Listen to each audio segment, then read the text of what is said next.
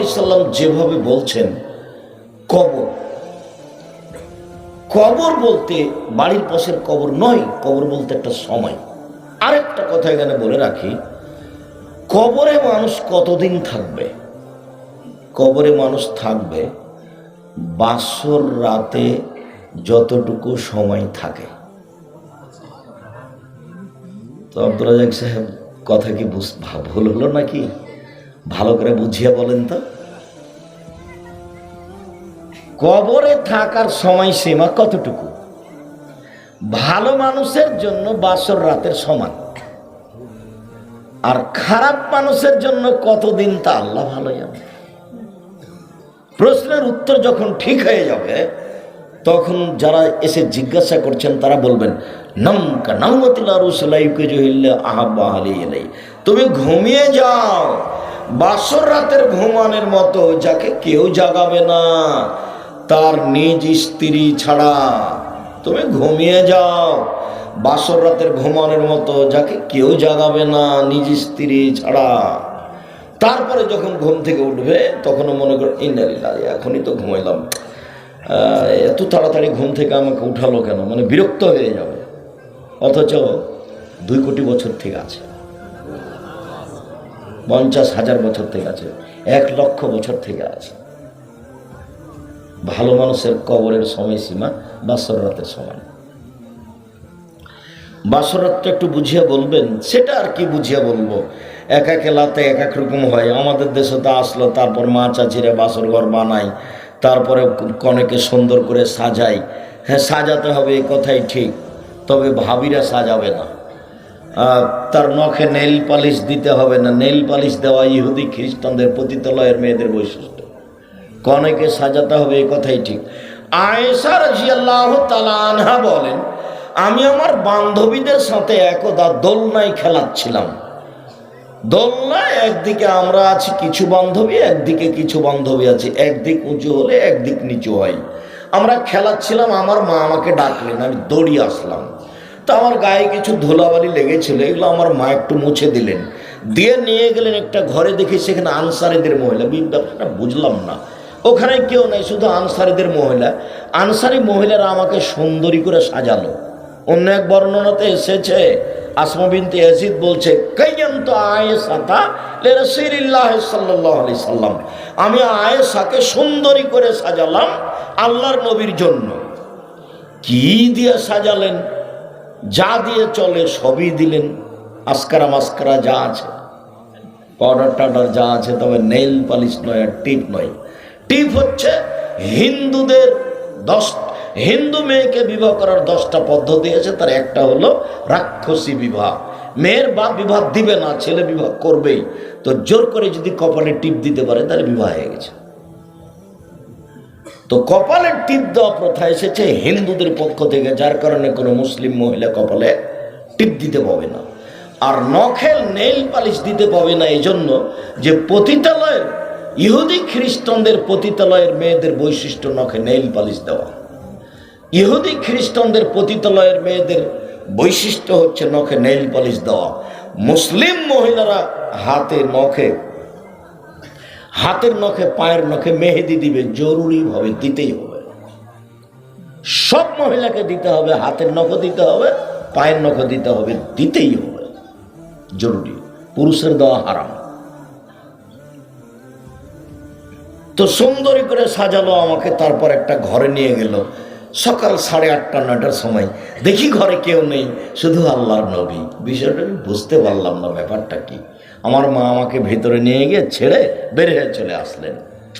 আমি খুব চিন্তিত, আমি তো এরকমভাবে কোনো সময় আল্লাহ রাসূলকে দেখিনি, ঘটনা তো আমি জানি। তো একটু পরে দেখলাম একজন মহিলা আসমা বিনতে ইয়াজিদ দেখলে শরবত নিয়ে আসলো।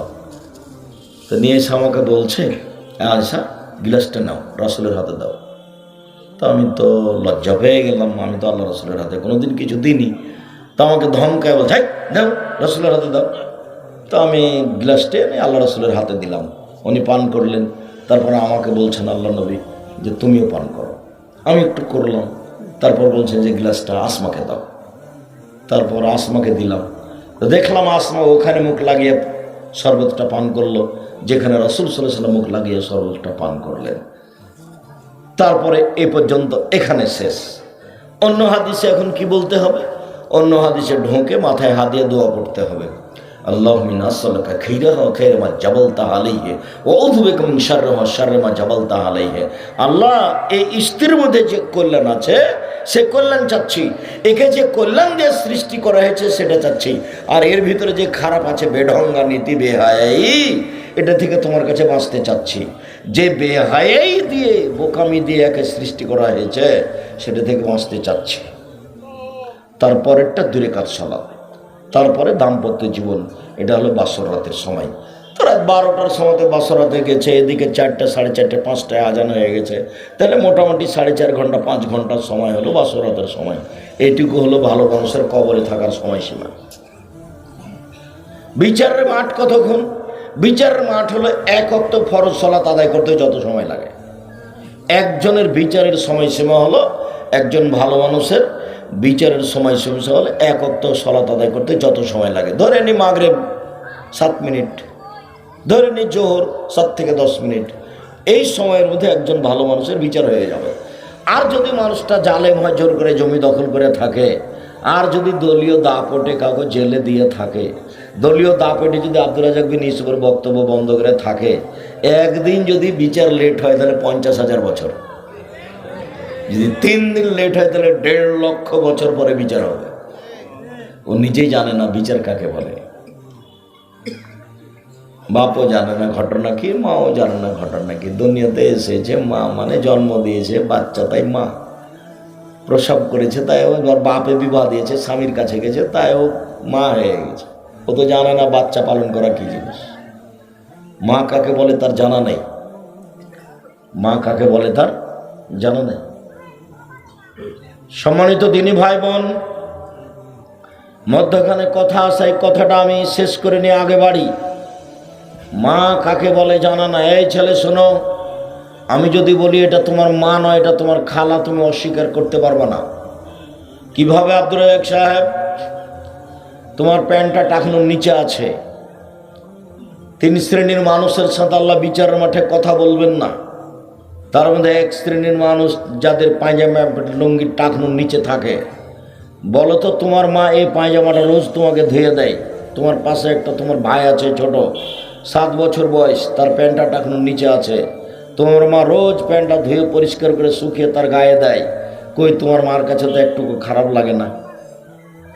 তোমার বোন এখন এখানে দাঁড়িয়ে আছে, তোমার মায়ের পাশে ক্লাস 10-এ পড়ে, পাঞ্জার পাঞ্জার চুল নিয়ে হেঁটে বেড়াচ্ছে, ক্লাস 10-এ পড়ে, গল্প করছে জোহর থেকে।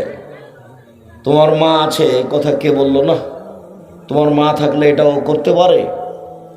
বুঝতে পারো নি মা কাকে বলে? এটা তোমার মা না, এটা তোমার খালা, নইলে তোমার সৎ মা। মা হলে 4টা জিনিস লাগে, এটুকু দেখি আগে বাড়ি। এই ছেলে বসো। উপস্থিত বৈঠকের মুসলিম বোন, আপনি একটু কথা খেয়াল করে শোনেন। এই মেয়ে, কথা বলছো কেন? তোমার লজ্জা হয় না, শরম হয় না কেন? আমি কথা বলছি, তুমি হিসাব পাও না? উপস্থিত বৈঠকের মুসলিম বোন, আপনাকে আমি অনুরোধ করছি, আর একজন মহিলা যদি আপনার গায়ের উপর দিয়ে চলে যায় তবে আপনি মুখ খুলবেন না, মুখখান বন্ধ করে রাখেন।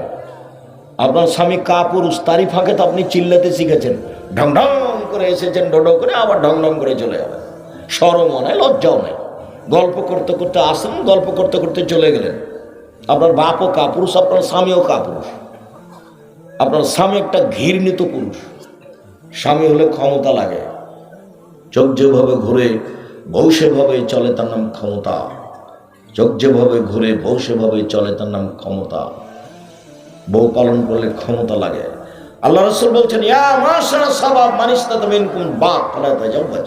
এই যুবকদল শোনো, বিবাহ করলে আগে ক্ষমতা লাগবে, তারপরে বিবাহ। ক্ষমতা মানে পেশাবখানা, পায়খানা, মোহর, শারীরিক ক্ষমতা, কন্ট্রোল ক্ষমতা সব যখন থাকবে তখন বিবাহ করবে। যদি ক্ষমতা না থাকে তাহলে তাকে রোজা থাকতে হবে। আল্লাহ নবী বলছেন, রোজা থেকে থেকে থেকে থেকে ও তার যৌবনকে ধ্বংস করে দেবে, বিবাহ করতে পারবে না। যার মেয়ে ক্লাস 10-এ পড়ে, এখানে মাথায় কাপড় দিয়ে নাই, ওকে হিন্দুর মেয়ে, ওকে ইহুদি খ্রিস্টানের মেয়ে, তো মাথায় কাপড় দিয়া নেই কেন? ওর বাপ আছে, ওর ভুল কথা, ওর বাপ নেই। ওর মা আছে, এটা ভুল কথা, ওর মা নেই। বাপ মাকে শুধু ইনকামের জন্য আর ভাত রান্না করে খাওয়ার জন্য, ইনকাম আর ভাত রান্না আল্লাহ রসুল ওইভাবে বলেননি। একে লালন পালন করতে হবে এ কথা বলেছে। ওকে লালন পালন করতে হবে, ওকে দেখাশোনা করতে হবে। বাপেরটা আগে বলি, তারপর মায়েরটা বলছি। বাপ, মান ওয়ালাদালাহু ওয়ালাদুন, যে বাপের ছেলে মেয়ে জন্ম নিবে, ফালি হুসেন ইসমাহু, সে যেন একটা সুন্দর নাম রাখে। নাম রাখতে হবে, 7 দিনের দিন আকিকা করতে হবে, 7 দিনের দিনই করতে হবে। 14 দিনও হবে না, 21 দিনও হবে না, পৃথিবীর সবাই যদি বলে তবুও হবে না। আমি 26 বছর থেকে ফতো লিখে 2 হাত দিয়ে, কতদিন থেকে? 26 বছর থেকে। হোমসি খালি মুখে বললে হবে না, তোবা করে আবার ফিরে যেতে হবে। গায়ের জোরে কিছু চলে না। 6 বছর থেকে নিজে ফতো বোর্ড পরিচালনা করি।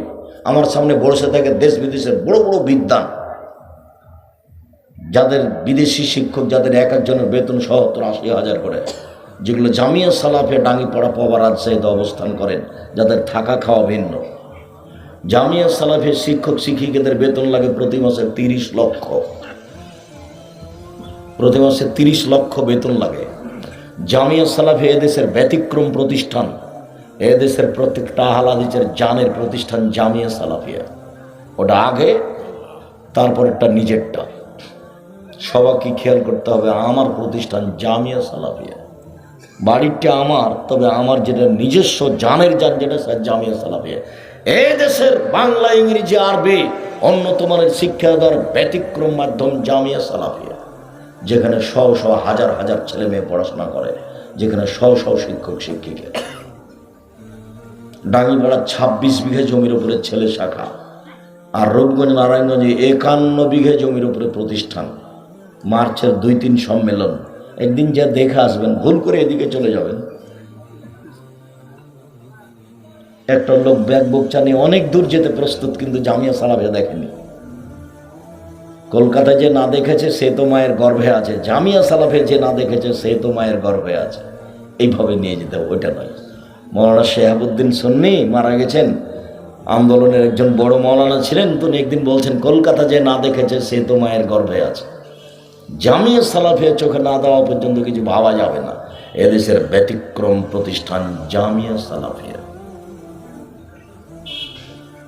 সম্মানিত দিনী ভাই বোন, যেটা বলছিলাম, এক, ছেলে মেয়ে জন্ম নিলে সুন্দর নাম রাখতে হবে। 2, ফায়জা বালাগা ফালি জব্বে জহু, বড় হলে বিবাহ দিয়ে দিতে হবে।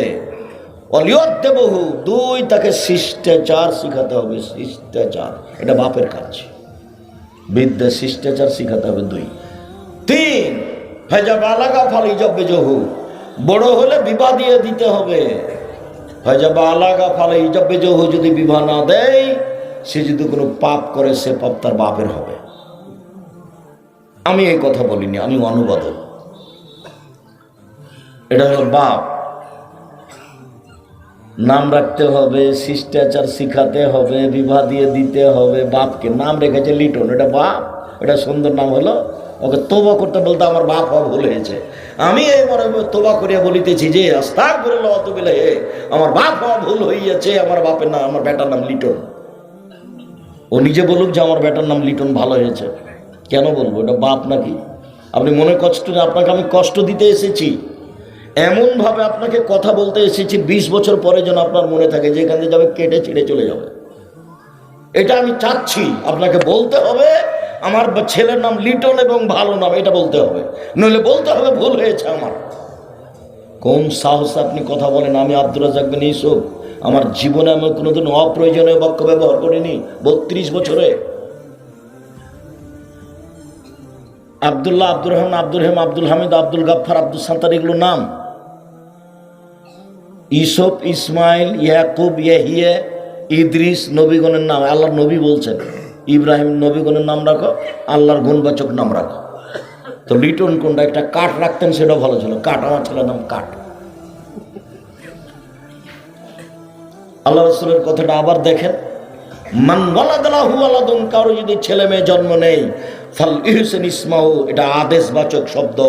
সে যে তোর ছেলে মেয়ের নাম সুন্দর নাম রাখে। কি সুন্দর, খালি বিবেচনা অন্যের কাছে দিলেই হবে? দিন রাত খালি নির্বাচন করে বেড়াইলেই হবে? অমুকের চরিত্র ফুলের মতো পবিত্র, আর বক্তব্য বন্ধ করো।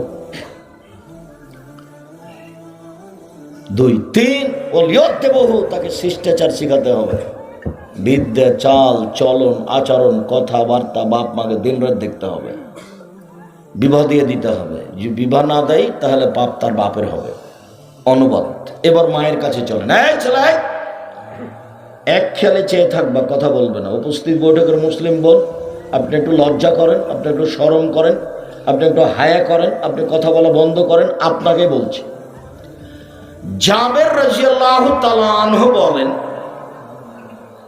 আমরা একদা আল্লাহ রাসূলের সাথে যুদ্ধ করে আসছিলাম, মদিনায় ঢুকবো। তখন তিনি বলেন, থামো, সবাই এখানে থামো, আমরা সকালে মদিনায় ঢুকবো, রাতে এখানে থেকে যাব। তো জাবের বলছেন, আল্লাহর নবী, আমি নতুন বিবাহ করেছি, আমাকে বাড়ি যেতে অনুমতি দেন। তখন আল্লাহ রাসূল বলছেন, ও নতুন বিবাহ করেছ? বিকরানা সাইয়্যিবা, কুমারী মেয়ে বিবাহ করেছো না তালাক প্রাপ্ত মেয়ে বিবাহ করেছো? কুমারী মেয়ে বিবাহ করেছো না তালাক প্রাপ্ত মেয়ে বিবাহ করেছো? তো জাবের বলছেন, সাইয়্যিবা, তালাক প্রাপ্ত মেয়ে বিবাহ করেছি। ওর বিবাহ হয়েছিল, ওর স্বামী তাকে তালাক দিয়ে দিয়েছে, আমি তাকে বিবাহ করেছি। তখন আল্লাহ রাসূল বলছেন, হাল্লা বিক্রান তোলায়বকা, তুমি কুমারী মেয়ে কেন বিবাহ করলে না? তুমি তার সাথে খেলতে, ও তোমার সাথে খেলতো। তুমি অবিবাহিতা মেয়ে কেন বিবাহ করলে না? তুমি তার সাথে খেলতে, ও তোমার সাথে খেলতো। তুমি কুমারী মেয়ে কেন বিবাহ করলে না? তুমি তার সাথে খেলতো, তোমার সাথে খেলতো। আচ্ছা যাক, আল্লাহ নবী এ পর্যন্ত বললেন। দেখি জাবের কি বলছেন। জাবের বলছেন, আল্লাহ নবী শোনেন, আমার বাপ উহুদের যুদ্ধে শহীদ হয়েছেন 6 জন মেয়ে রেখে, আমার 6টা বোন আছে। আল্লাহ নবী শোনেন, আমার পিতা উহুদের যুদ্ধে শহীদ হয়েছেন, 9 জন মেয়ে রেখে মারা গেছেন, আমার 9টা বোন আছে। এক বর্ণনায় 6টা, এক বর্ণনায় 9টা। আল্লাহ নবী শোনেন, আমার পিতা উহুদের যুদ্ধে শহীদ হয়েছেন, 6 জন মেয়ে রেখে গেছেন, আমার 6টা বোন আছে। 9 জন মেয়ে রেখে গেছেন, আমার 9টা বোন আছে। আমি আমার বোনদের সমবয়সের মেয়েকে বিবাহ করিনি 4টা কারণে। এটা হলো মায়ের কারণ। এই 4টা মাকে লাগবে। এখন বলছে শোনেন, আমি আমার বোনদের সমবয়সের মেয়েকে বিবাহ করিনি 4টা কারণে। এক, না, আমার স্ত্রী যেন আমার বোনদেরকে শিষ্টাচার শেখাতে পারে। শিষ্টাচার, শিষ্টাচার কি জিনিস?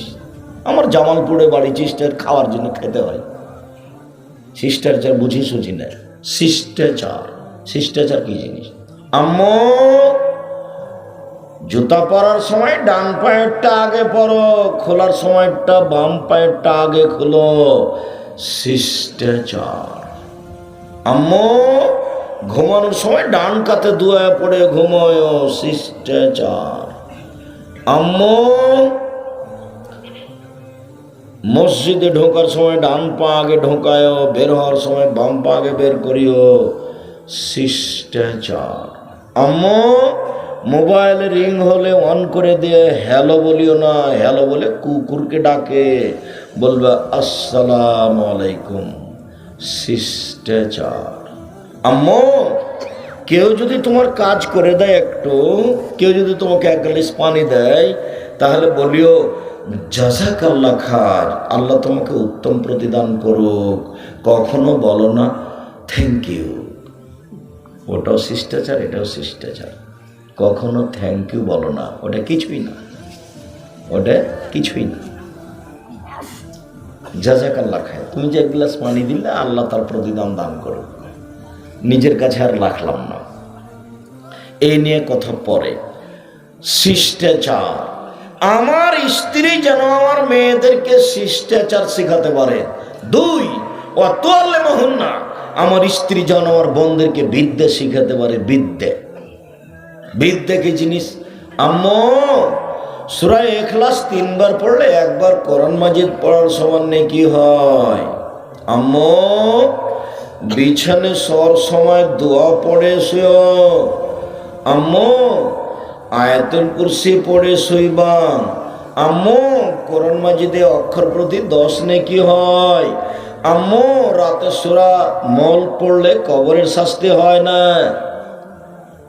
বিদ্যা, আমার স্ত্রী যেন আমার বাচ্চাদেরকে বিদ্যা শিখাতে পারে। 2 3 অতুরাজ্য হন না, আমার স্ত্রী যেন আমার বোনদের মাথার চুল চিরুনি করে দিতে পারে, ঝকঝকে করে রাখবে, দাঁত পরিষ্কার করে ঝকঝকে করে রাখবে আমার স্ত্রী।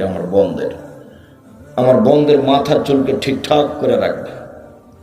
আর তোমার মা, এই ছেলে তোমার ভাইকে এখানে দাঁড়াতে বলো, তোমার পাশে আছে 5-7 বছর বয়স, ওর প্যান্টটা টাকুন নিচে, ওটা তোমার মা নয়, ওই তোমার মা নয়। ও তোমার বাড়িকে কবর দিয়েছে, তোমার বাপকে কবর দিয়েছে, তোমাকে কবর দিয়েছে, ওই মাই নয়।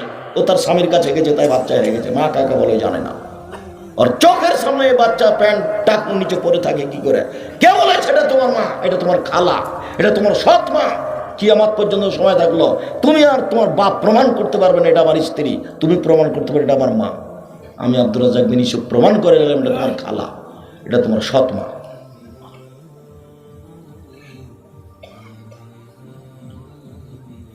চার, আমার স্ত্রী যেন আমার বোনদেরকে পাহারা দিতে পারে। আল্লাহ নবী বলছেন তোমার মা তোমার এবং তোমার বোনের পাহারাদার। বলো তো কি পাহারা দেয়? এখন তোমার বোন দাঁড়িয়ে আছে মাথায় পাঞ্জার চুল নিয়ে, ক্লাস 10-এ পড়ে, সকাল থেকে দৌড়িয়ে বেড়াচ্ছে। ক্লাস 8-এ সেদিন যুবতী হয়েছে, বিবাহ হলে 2টা বাচ্চা হতো। এখন তোমার মায়ের পাশে দাঁড়িয়ে আছে মাথায় কাপড় না দিয়ে। কথা আমাকে ফেরত নিতে হবে না। মা হলে 4টা জিনিস লাগে, কথা আমি বলিনি, হাদিস বুখারী মুসলিম। আল্লাহর নবী আমার বোনদের সমবয়সের মেয়েকে আমি বিবাহ করিনি, আমার বোনদের লালন পালনের কারণে। এমন মেয়েকে বিবাহ করেছি সে বুঝে সংসার, জানে বুঝে। কথা আমি মনে হয় বুঝাতে পারি না। মা হলে কয়টা জিনিস লাগে এই ছেলে বলো তো? কয়টা জিনিস লাগে? 4টা। 1, শিষ্টাচার শেখাতে হবে। 2, বিদ্যা শেখাতে হবে। 3, পরিপাটি করে রাখতে হবে, ওটা পরিপাটি বলতে হবে, সাজগোজ করে রাখতে হবে ছেলে মেয়েকে।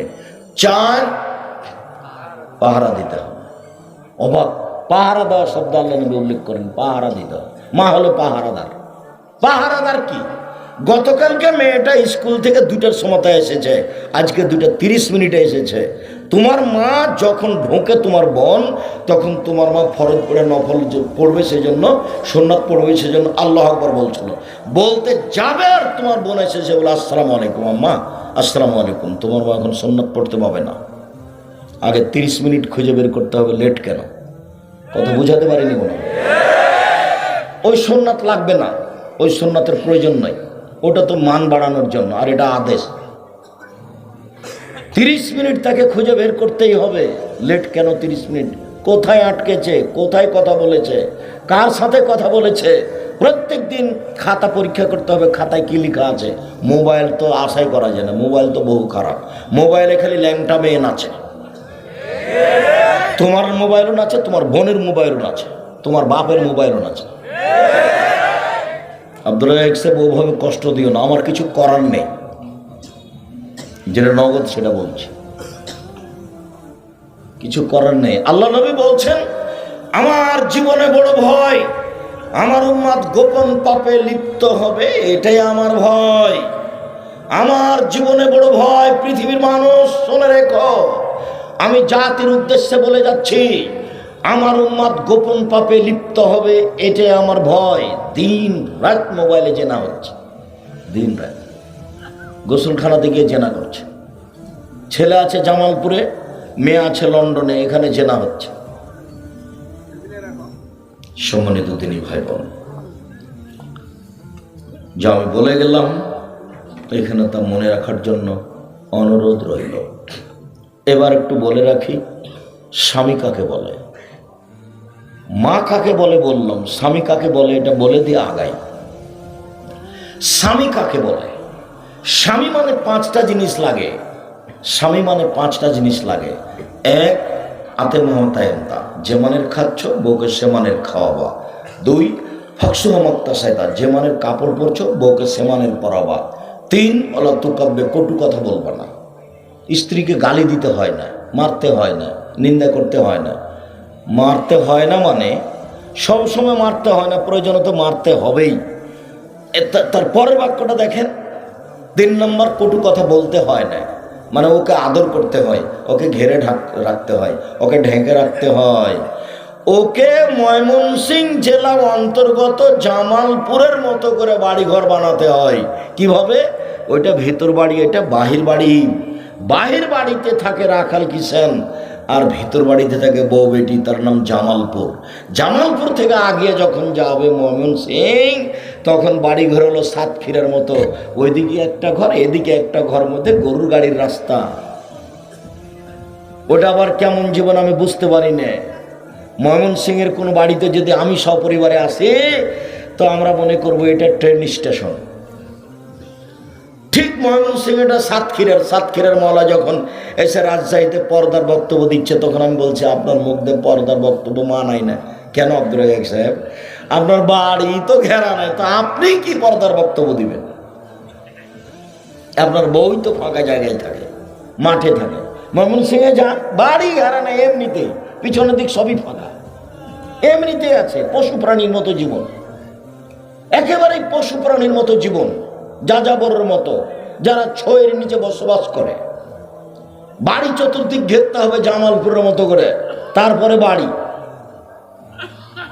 সম্মানিত দিনী ভাই বোন, স্বামী হলে 5টা জিনিস লাগে।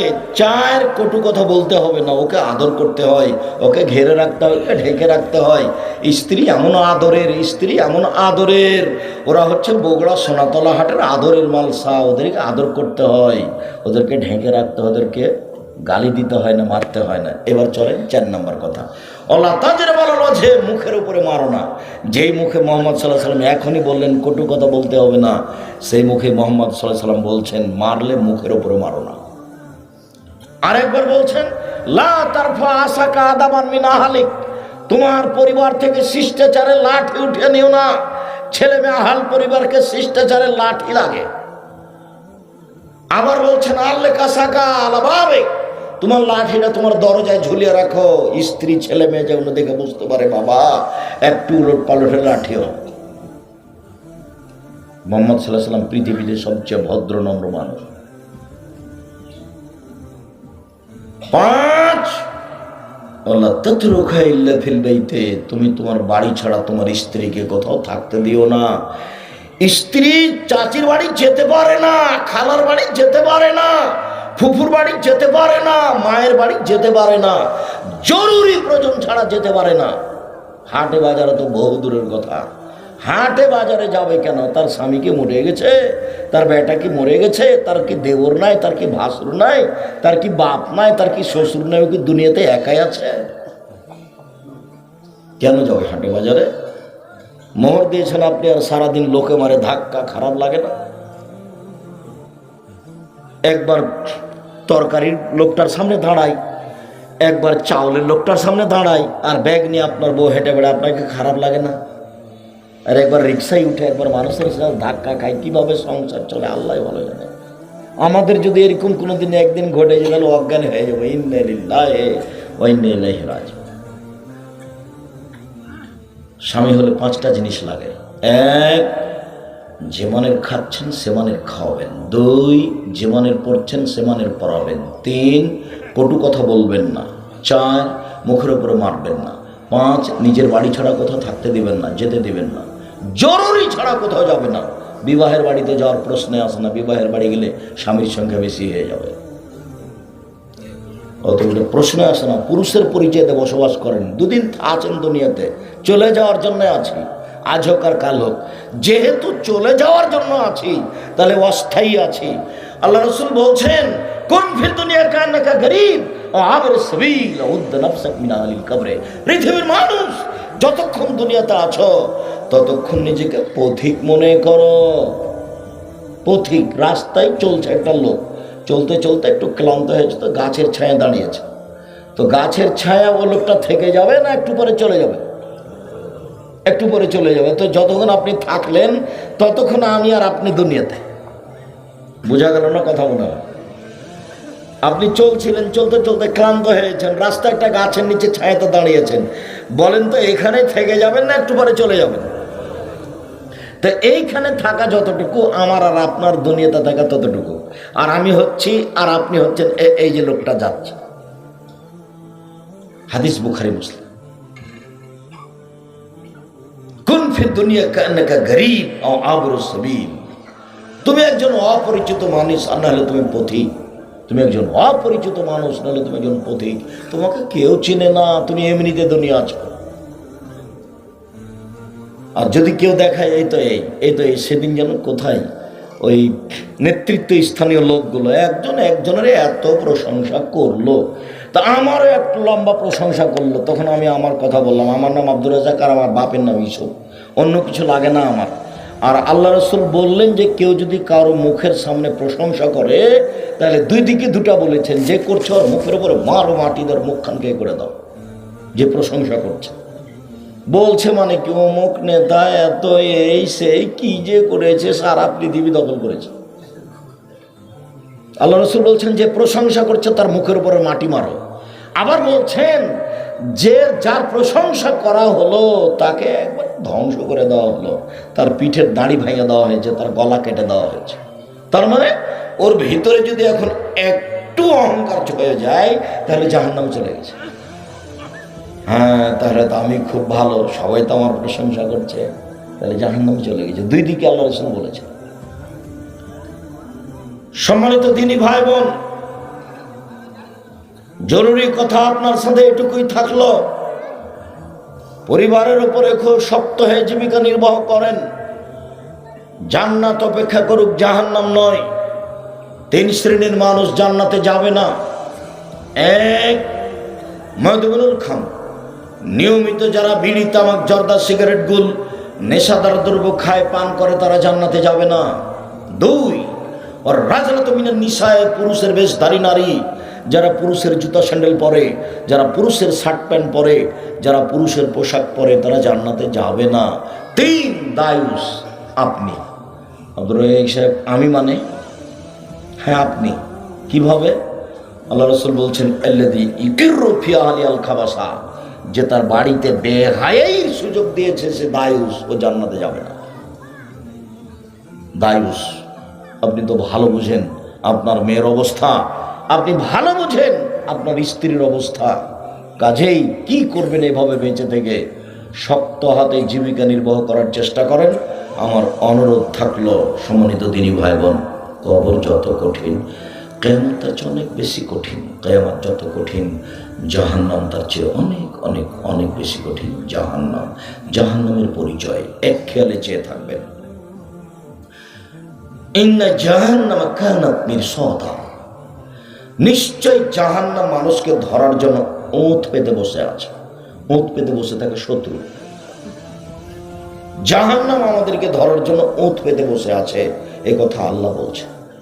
লিত্তাগীনা মাআবা, ও হচ্ছে স্বৈরাচারী, অহংকারী, বদমেজাজি, জুলুমবাজ, ডাকাবাজদের থাকার জায়গা।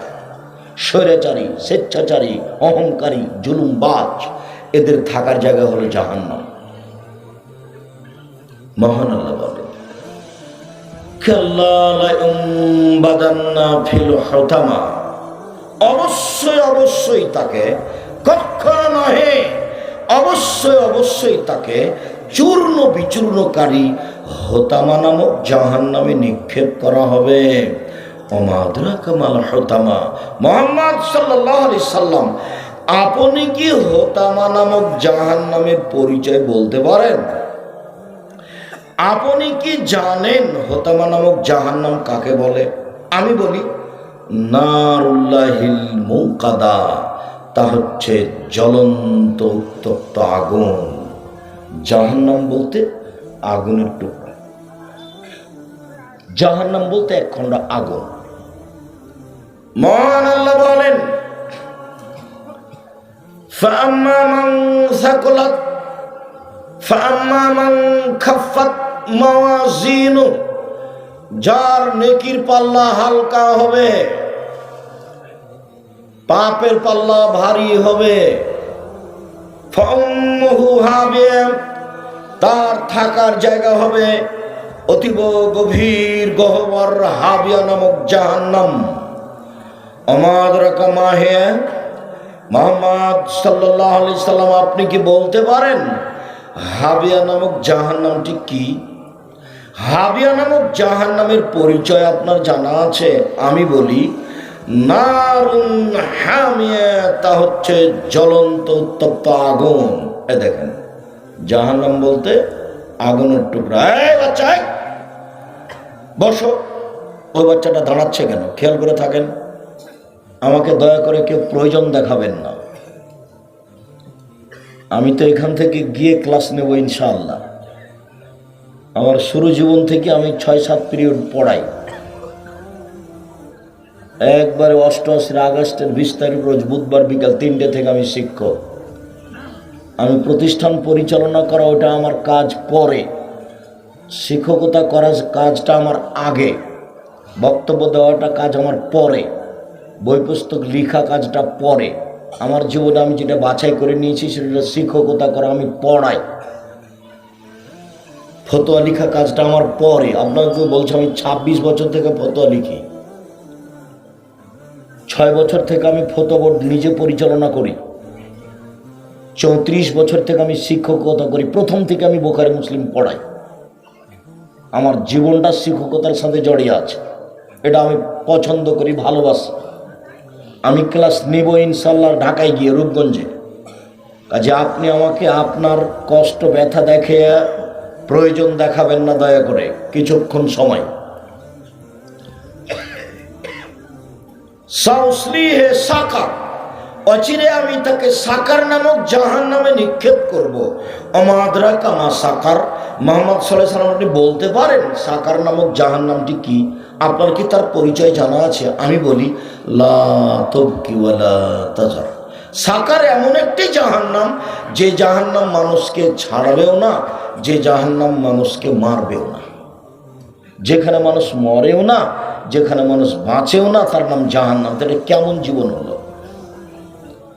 আল্লাহ বলছেন লা ইয়ামুতু ফিহা ওয়া লা ইয়াহইয়া, জাহান্নামে মানুষ মরবে না, জাহান্নামে মানুষ বাঁচবে না। আমরা আমাদের জীবনকে ভালো কাজে ব্যয় করি, আমরা বেশি বেশি করে নেক আমল করি আর খারাপ কাজ থেকে বিরত থাকি।